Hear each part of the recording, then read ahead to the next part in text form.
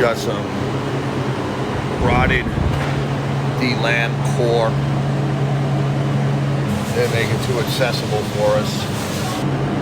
Ride wells in place, because they're on top of laminate that we need to get to remove rot.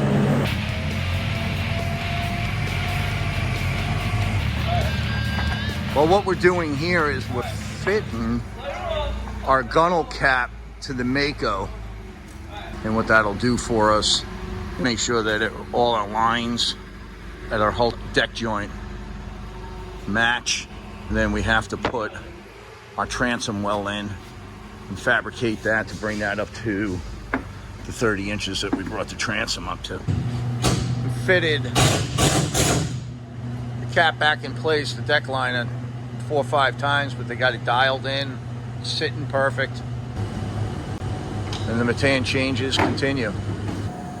Truly making this Mako a Metan Mako.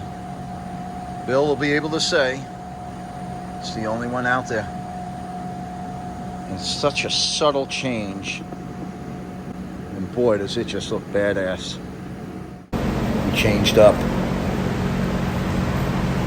our casting platform by moving it forward just a bit. Back here, changed out our transom cap. We're tabbing it together in place, and then we'll build an outer jig to be able to lift the deck lid off in one piece. Gary came in and built the jig for the gunnel cap. For the 25 Mako, we'll be lifting that off now that it's all tabbed together. We'll be getting our glass work done.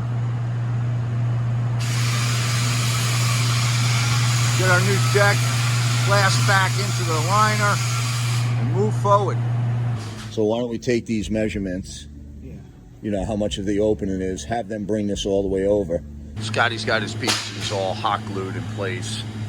We'll come in, fiberglass and tab. Some of the last tabbing